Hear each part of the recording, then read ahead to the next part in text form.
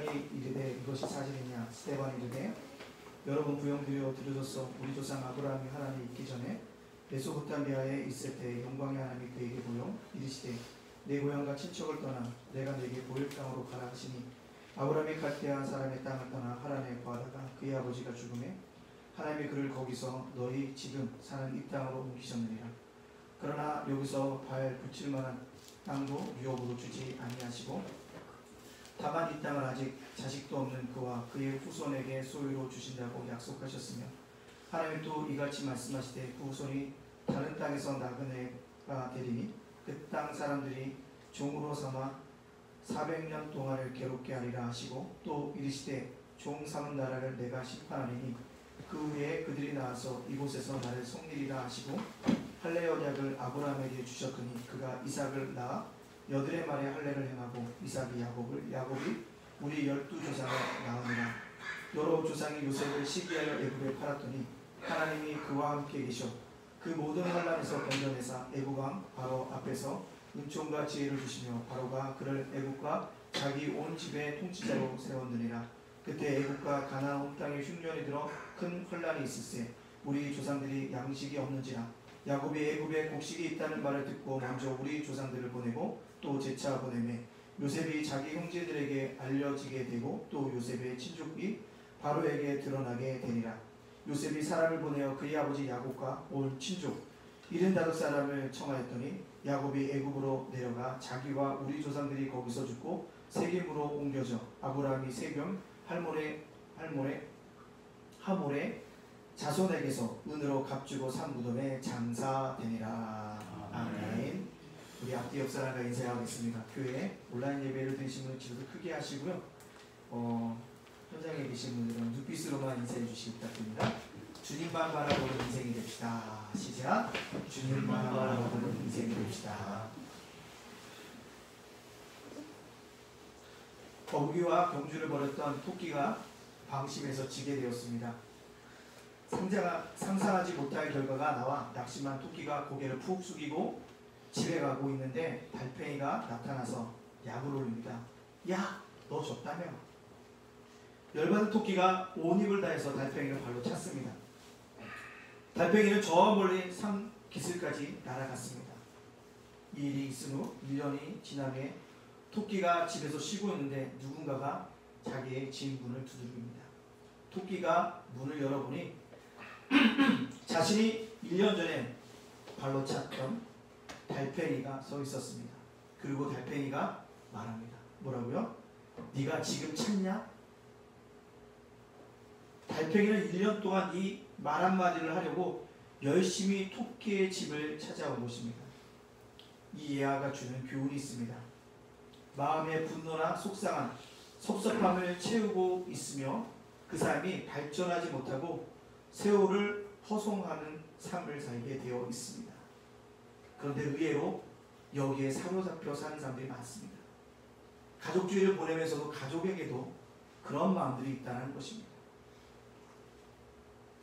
혹시 우리가 1년 동안 달려온 달팽이처럼 무언가를 이야기해야지라고 마음속에 있는 것이 있다면 내려놓는 가족주일이 되어지기를 간절히 원합니다. 오늘 본문에 보면 성령과 지혜가 충만하여 칭찬받는 사람 7사람 중에 한 사람으로 선택된 스데반이 은혜와 본능이 충만하여 큰 기사와 표적을 행하고 있습니다. 그런데 백성과 장로들과 서기관들은 스데반이 성절과 율법을 거슬렸다는 제목으로 고소하였습니다. 당시 재판 관례에 따라서 피고는 변명할 수 있는 기회가 있었습니다. 재판장이 대제사장이 고소한 내용에 대해 사실 여부를 묻자 스데반은 자신이 알고 있는 진리를 법정에서 담대하게 선포하고 있습니다. 스데반은 대제사장을 비롯한 모든 유대인들에게 변론한 구원의 역사에 대해서 말씀하고 있습니다. 스데반이 모든 이스라엘 백성에게 주었던 주제는 믿음의 조상 아브라함을 비롯해서 이삭, 야곱, 요셉을 하나님이 부르시고 인도하셨던 내용들을 먼저 이야기하고 있습니다. 오늘 우리는 스데반이 법정에서 한 설교를 통해서 우리 인생의 현 주소를 살펴보고 함께 은혜를 나누고자 합니다. 첫째로 우리 인생의 현 주소는 하나님이 우리를 부르시고 인도하셨음을 깨달아야 합니다. 우리 인생의 현 주소 하나님이 우리를 부르시고 우리를 인도하셨다는 걸 깨달아야 합니다. 오늘 2절 말씀에 보면 스데반이 이르되 여러분 부형들이여 들으소서. 우리 조상 아브라함이 하란에 있기 전에 메소포타미아에 있을 때 영광의 하나님이 그에게 보여 이르시되 내 고향과 친척을 떠나 내가 내게 보일 땅으로 가라 하시니 아브라함이 갈대아 사람의 땅을 떠나 하란에 거하다가 그의 아버지가 죽음에 하나님이 그를 거기서 너희 지금 사는 이 땅으로 옮기셨느니라. 아멘. 하나님이 믿음의 조상인 아브라함을 부르셨습니다. 아브라함뿐만 아니라 이삭도 야곱도 요셉도 부르시고 인도하셨습니다. 특히 아브라함을 부르시기 전에 그가 어디 있었냐면 메소포타미아에서 부르셨다라고 이야기하고 있습니다. 하나님이 아브라함을 부르셨다는 것은 하나님이 아브라함을 위해서 행동하셨다는 뜻인 것이고 하나님께서 아브라함의 인생의 주도권을 잡으셨다는 뜻입니다. 즉 하나님이 우리를 부르시고 인도하셨다는 것은 내 인생의 주도권은 내가 아니라 누가요? 하나님이 잡고 계시다는 것을 말씀하고 있습니다. 이것을 부인하는 인생은 어리석은 자인 것입니다. 자, 주도권을 잡으신 그 하나님께서 아브라함을 부르시고 인도하시는 그에게 뭐라고 얘기합니까? 3절에 보니까요. 내 고향 친척을 떠나 내가 내게 보일 땅으로 가라라고 명령하셨습니다. 107세 때 아브라함의 인생에 하나님 무언가를 적기 시작했습니다. 그 첫 번째 적는 것이 무엇이냐? 내 친척을 떠나라는 것입니다. 인생의 내용들을 채워주시고 있다는 것입니다. 인생은 인생 자체로서 스스로 시작되지 않습니다. 인생은 하나님으로부터 시작됩니다. 하나님이 내 인생의 내용을 만들어 주실 때 내 인생이 비로소 내용을 갖게 되어집니다. 또 4절을 보세요. 아브라함에게 지금 너희들이 거주하고 있는 약속의 땅으로 옮겨주신 분도 하나님이라고 얘기하고 있습니다.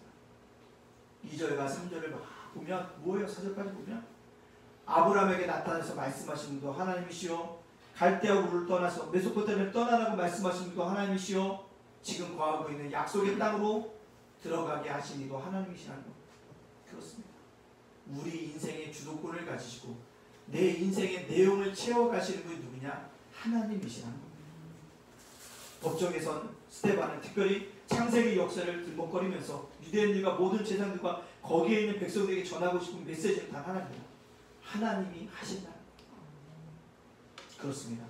모든 인생을 주관하시는 분은 하나님이십니다. 천지를 창조하신 분도 하나님이십니다. 인간을 창조하신 분도 하나님이십니다. 그런데도 불구하고 인간은요 자신이 스스로가 주체가 되려고 합니다. 인간이 무엇을 해보려고 합니다. 이것이 교만이요 타락입니다.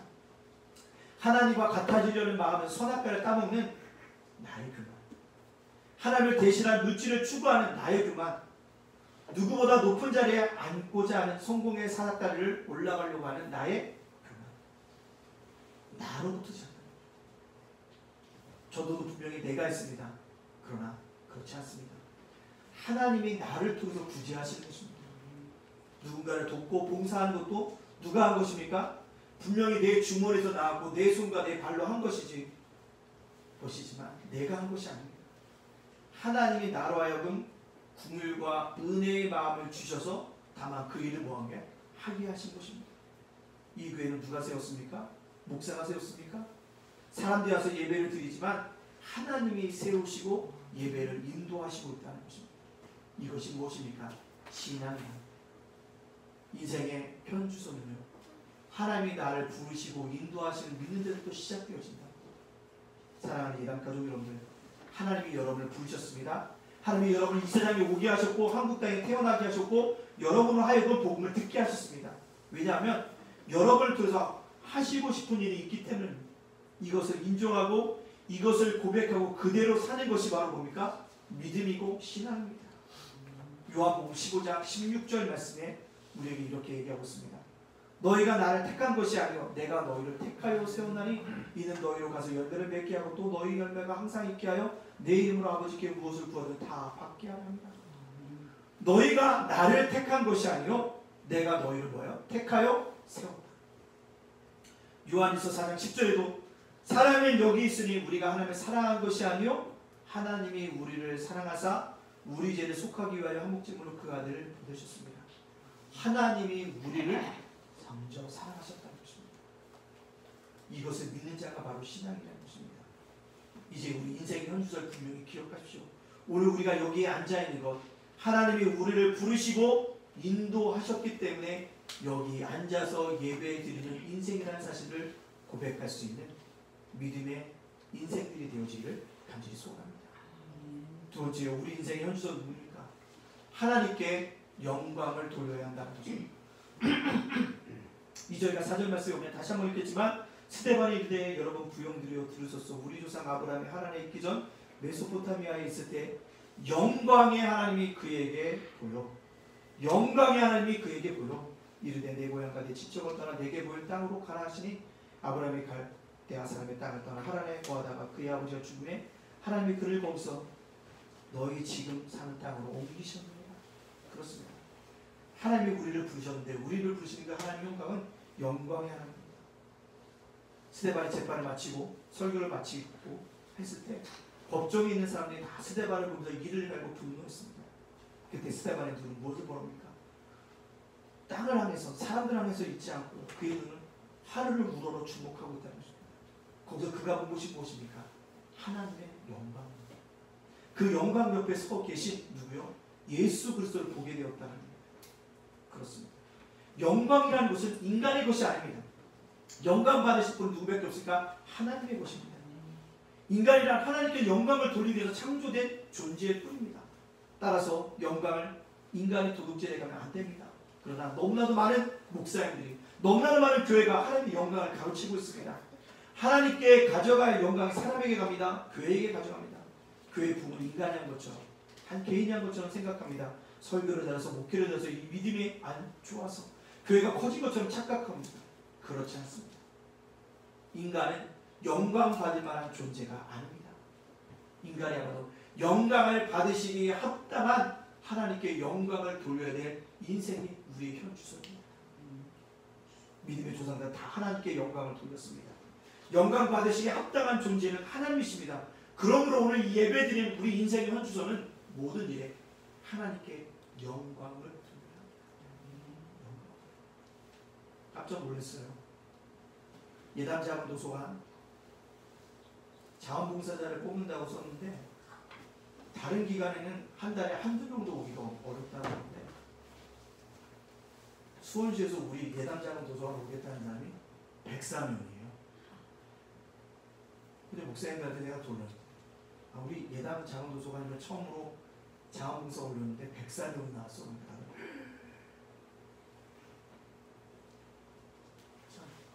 작은 일이지만 하나님께 영광을 돌리게 되어진다는 것입니다. 목사가 잘해서가 아니라 모든 것은 누가? 하나님께 영광을 돌립니다. 꽉 찼어요. 6월 20일까지 꽉 찼습니다. 사랑하는 예담가족 여러분들, 인생의 진정한 행복은 영광 받으실 만한 분에게 영광을 돌리라는 것입니다. 그것이 우리 인생의 현주소입니다. 가정의 주의를 맞아, 가족의 주의를 받아서 내 아내가 있고 내 남편이 있고 내 자식이 있으면 뭐합니까? 감사해야 합니다. 그리고 누구에게 영광을? 하나님께 영광을 돌려야 합니다. 그리고 오늘 함께 예배드릴 수 있는 이 누구요? 우리 예담 공동체가 있다는 것을 감사하면서 누구게요? 하나님께 영광을 돌려야 합니다. 오직 영광을 모든 일이 있을 때 하나님께 영광을 돌려야 합니다. 내가 잘해서 내가 영광을 받는 것이 아니라 내가 잘했음에도 불구하고 모든 영광을 누구게요? 하나님께 돌리는 인생, 그 인생에게는 하나님 준비하신 놀라운 은혜와 축복이 넘쳐나게 되어줄 줄로 믿습니다. 날마다 우리 인생의 현주소, 날마다 하나님께 영광을 돌리는 겁니다. 세 번째요, 우리 인생의 현주소는요, 결과보다는 뭐고요? 과정입니다. 목표보다는 뭐라고요? 과정 안에 있다는 사실 꼭 기억해야 합니다. 우리 인생은요, 목표에 만족하는 것이 아닙니다. 결과에 만족하는 것이 아니라 과정 안에 있음을 기억해야 한다는 것입니다. 오늘 4절 말씀 보죠. 4절에 이렇게 합니다. 아브라함이 갈대아 사람의 땅을 떠나 하란에 거하다가 그의 아버지가 죽음에 하나님이 그를 거기서 지금 사는 땅으로 옮기셨느니라. 하나님께서 인간을 부르시고 인도하실 때 짠! 약속의 땅으로 인도하신 것이 아니라 먼저 어디예요? 하나님으로 가게 하셨다는 것입니다. 즉 결과만 내시는 것이 아니라 반드시 어떤 과정을 겪게 하신다는 것입니다. 믿음의 조상이던 아브라함을 부르셔서 메소포타미아를 떠나 하란에 거주하게 하셨다는 사실입니다. 메소포타미아, 갈대아 우르죠. 그것은 아브라함의 고향입니다. 일가 친척들이 살고 있던 곳입니다. 사람들 누구니 고향을 그리워합니다. 특히 고향을 떠나 있으면 죽을 때까지 고향을 그리워합니다. 특별히 누굽니까? 이북에서 넘어오신 분들은 북한에 대한 갈망이 있습니다. 그리움이 있어요. 이민 가서 사는 사람들 보면 일가 친척들을 한 명씩 다 불러들이는 것들을 볼 수가 있습니다. 환경이라는 것은 이렇게 얽히고 설키면서 우리를 떠나지 못하게 지배하는 것이 환경입니다. 그런데 하나님이 그에게 믿음을 주시기 위해서 첫 번째 하신 작업이 무엇입니까? 고향을 떠나게 하신다는 것입니다. 대개 피난온 사람들 믿음이 좋습니다. 떠나면 경험이 있기 때문에 그렇습니다. 자기를 보호하고 있는 기본적인 세력으로부터 탈출시키는 것입니다.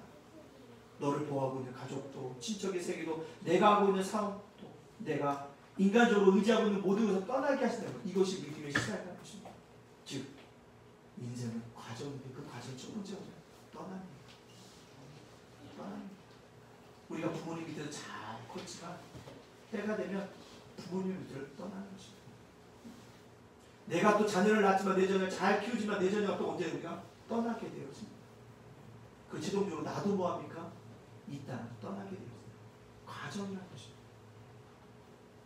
여러분 떠날 때 걱정하지 마시고 떠나시기 바랍니다. 이것이 믿음의 출발입니다. 하나님은 떠나게 한 아브라함을 바로 약속의 땅으로 인도하지 않고 직통으로 가지 않게 하시고 어디요? 하란에 머물게 하신다는 것입니다. 우리 인생은요 임시 거주지에 머물게 있다는 것입니다. 그것 또한 뭐요? 과정이라는 것입니다. 아브라함은 일정한 시기 하란에 살고 있습니다. 그 일정한 시기가 어디입니까? 아버지 데라가 죽을 때까지 하란에서 살고 있다는 것입니다. 아버지 데라가 죽을 때까지 임시적으로 그 살게 하시는 하나님을 보게 되었습니다. 하나님께서 우리 인생을요 주님의 목표에 두시지 아니하시고 과정에 두고 계십니다. 그 과정에서 여러 가지 일을 하게 하십니다. 우리 인생의 목표는 하나님 목표가 아닙니다. 이 세상이 우리를 향하신 하나님의 목적점이 아닙니다. 잠깐 우리를 여기에 두신 것입니다. 그것이 바로 하나님입니다. 언젠가는 떠나가야 하는 것입니다. 우리들이 의지하고 우리들이 신뢰하고 자기 보호의 온실이라고 생각해서 가족 친척의 집을 떠나는 모습을 우리가 볼 수 있습니다. 그러나 분명한 사실은 하나님의 인생의 목표는 아니라 임시 거주지인 하란에 아브라함을 두셨다는 사실입니다. 언제 떠나야 하나 잘 몰라서 그냥 있는 것이라 기다리는 것입니다. 즉 과정에서 우리가 해야 되는 건 기다립니다. 성경은 어떤 의미에서 기다리는 것입니다. 누군가 돌아오길 기다리는 것입니다. 교회를 세우고 내려서 지금까지 무려 6년이 지난 동안 기다리는 것입니다. 죽어가는 영혼이 돌아오길. 신앙이란 어떤 의미에서 약속된 기다림입니다. 기다림의 현장에서 충성하고 사랑하고 복음을 전하고 충성스럽게 살아가는 것입니다. 임시 거주지에 우리는 두는 것도 하나님 가정 중에 있다는 것입니다. 따라서 임시 거주지 화란의 과정에 있을 때 우리는 오직 믿음으로 기다리고 기다림이 기쁨이 되는 날까지 뭐입니까? 인내해야 합니다. 근데 우리가 왜 기다리지 못합니까? 보고 싶은 것이 보이지 않는다고 우리는 불안에 사로잡혀 있기 때문에 기다리지 못합니다. 바라는 것이 현실과 너무 멀다고 낙심하고 있기 때문에 기다리지 못합니다. 그러나 기다리라는 것, 내 인생의 현수도 가정이 있구나. 나같이 가정이 있구나. 그것을 깨달아야 하는 것입니다. 지금 그 과정에서 내가 해야 될 일이 뭐다? 떠나고 머물고 기다리는 것이 내 인생의 가정이라는 것을 알아야 하는 것입니다. 이것이 바로 참된 신앙이 됩니다. 우리 인생의 현수를 분명히 바라보는 믿음의 백성의 모습인 줄로 믿습니다. 우리 인생의 현수를 분명히 기억하십시오. 우리는 결과가 아니라면 목표가 아니라고요. 과정 안에 살고 있습니다. 네 번째요. 우리 인생의 현수는요. 약속의 땅을 그래서 바라봐야 합니다. 하나님이 바라시는 것 궁극적으로 그 땅에 들어가는 것입니다. 여러분 우리가 교회에 모여서 예배하고 헌금하고 구제하고 봉사도 하고 왜 이렇게 합니까? 약속의 땅에 들어가기 위해서. 약속의 땅으로 우리를 이끌어가신 하나님을 바라보기 때문입니다. 나를 부르신 목적대로 인도하심을 믿기 때문입니다. 이스라엘 백성들 반드시 젖과 꿀이 흐르는 가나안 땅에 인도해 내셨듯이 우리 예단교를 세워주신 하나님께서 반드시 그 목적대로 우리 교회도 우리 인생도 가게 하실 것입니다. 우리 인생의 주도권을 잡으신 하나님은 여러분을 주님의 목적대로 가게 하십니다. 그런데 가게 할 때 안 가는 사람, 자꾸 이리 빼고 저리 빼는 사람 죽이지는 않지만 고생합니다. 세상은 우리 목표가 아닙니다. 잠깐 머물다가 가는 하란에 불과합니다. 우리에게 새 하늘과 새 땅이 있습니다. 영원한 나라가 있어. 그 나라를 가는 뭡니까? 과정일 뿐입니다. 오늘 아브라함이 하나님을 떠나서 약속의 땅에 갔는데요. 5절에 보니까 하나님이 황당한 말씀 우리에게 알려주시고 있습니다. 5절 말씀 제가 봉독합니다. 그러나 여기서 발 붙일 만한 땅도 유업으로 주지 아니하시고 다만 이 땅을 아직 자식도 없는 그와 그의 후손에게 소유로 주신다고 약속하셨습니다. 하나님 떠나 약속의 땅에 갈게 하셨는데 자기 소유된 땅이 있다고요? 없다고요? 없대요. 발 붙일 땅도 주지 않으셨다는 것입니다. 오히려 그에게 준 것이 무엇입니까? 뭐라고 얘기하고 있습니까? 자식도 없는 그와 아브라함과 그의 후손에게 이 땅을 주신다고 약속하고 있다는 것입니다. 놀라운 말씀입니다. 놀라운 말씀입니다. 하나님의 약속의 땅으로 그를 인도했지만 밟으신 땅 그를 소유를 주지 않으셨대. 오히려 너희 후손에게 그 땅을 주겠다고 약속하고 있다는 것입니다. 즉 아브라함은 아기를 낳지 못하는 부인과 살고 있습니다. 이것이 믿음인 거예요. 이 약속의 말씀 믿고 사는 것이 후손이 언제 생길까? 아기를 낳을 수 없는 부인과 사는 그 사람에게 약속을 주는 것이 아니라 그것이 즉 자손에게 약속을 주시겠다고 했습니다. 이것이 얼마나 놀라운 하나님이십니까? 저는 여러분 이런 놀라운 하나님의 섭리와 인도하심에 눈을 뜨게 되기를 바랍니다. 하나님이 주시는 축복은 우리에게만 있는 것이 아닙니다. 어쩌면 여러분을 발붙일 만한 땅도 없을런지 모릅니다. 그러나 하나님은 여러분과 여러분의 자손에게 주실 약속을 지금 말씀하고 계십니다. 여러분 이렇게 생각해 보시기 바랍니다. 어떤 사람이 큰 집이 있습니다. 수많은 땅을 갖고 있습니다. 그가 가진 공장도 줄비합니다. 그런데 그는 산결밖에 살지 못합니다. 그러면 그가 가지고 있는 수많은 집들, 땅들, 공장들 그 화려한 것들이 무슨 의미가 있겠습니까? 바로 이것입니다. 하나님의 약속이라는 것은요 물질에 있는 것이 아닙니다. 하나님의 약속은 세상의 부요에 있는 것이 아닙니다. 하나님의 약속은 더 깊고 넓고 영원한 것입니다. 영혼을 사모하는 것입니다. 우리 인생은 언젠가는 황혼이 다가올 것입니다. 하나님이 부르신 모두가 가야 합니다. 이 땅에 아무도 남아있지 못할 것입니다. 그때 하나님은 우리에게 물으실 것입니다. 뭐라고요? 너는 일생 동안 무엇을 바라보았느냐? 너는 일생을 무엇을 바라보았느냐? 이 질문 앞에 어떻게 대답하시겠습니까? 이 질문 앞에서 우리 인생을 뒤돌아봐야 되지 않을까요? 약속의 땅을 바라보면서 사랑한다 마누라고 고백해야 하지 않을까요?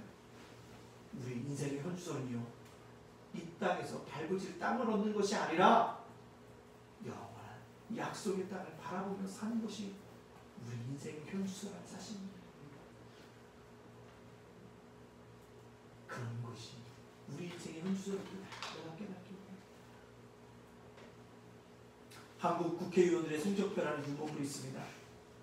국회의원 중에는 정책을 잘 제시하고 일을 잘하는 국회의원들도 있지만 여전히 국민들의 인식은 그렇지 못하고 대부분 부정적이어서 그런 부분을 풍자한 유목물이 있습니다.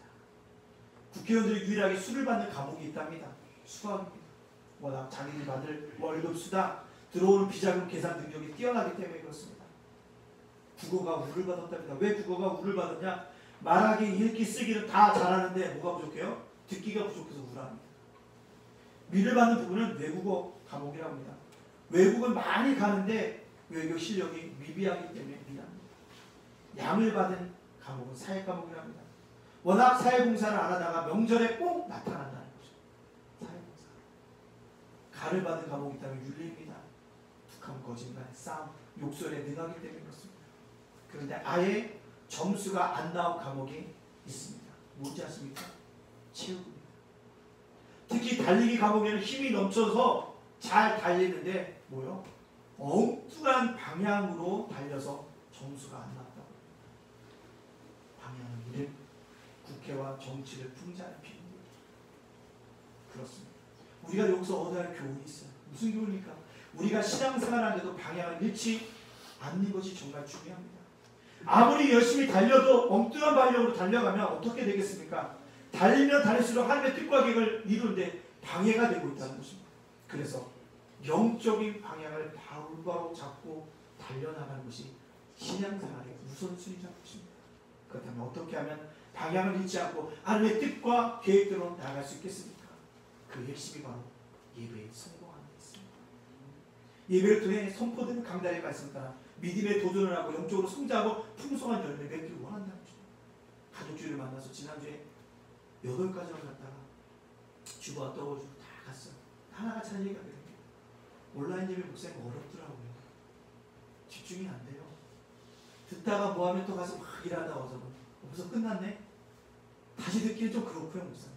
그런 얘기를 합니다. 또 어떤 분이 얘기해요. 목사님 저 정말 가고 싶어요. 근데요, 우리 남편의 회사에서 국가이익 할 때까지는 가지 못하게 해서 못 갑니다. 목사님 그때까지 좀 참아주세요. 저도 정말 보고 싶어요. 너무너무 답답해요. 라는 분이 있습니다.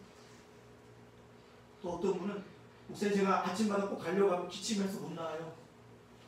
저는 괜찮은데 남이 더 할까 피해가 갈까 모르겠어요. 목사님 좀 이해해주세요. 느꼈던 한 가지가 다 있습니다. 사모하고 있더라고요. 함께 드린 예배를 바라보고 있더라고요. 사랑하는 예단가족 여러분, 영적인 방향을 새롭게 잡고 잘 정리해 나간다면 하나님께서 우리 예단가족들에게 풍성한 열매를 맺는 은혜와 축복들을 허락하여 주실 줄 믿습니다. 그 은혜와 축복들을 받아들일 수 있는 우리 모든 예단가족들이 되어주시기를 주님의 이름으로 축복합니다. 아멘.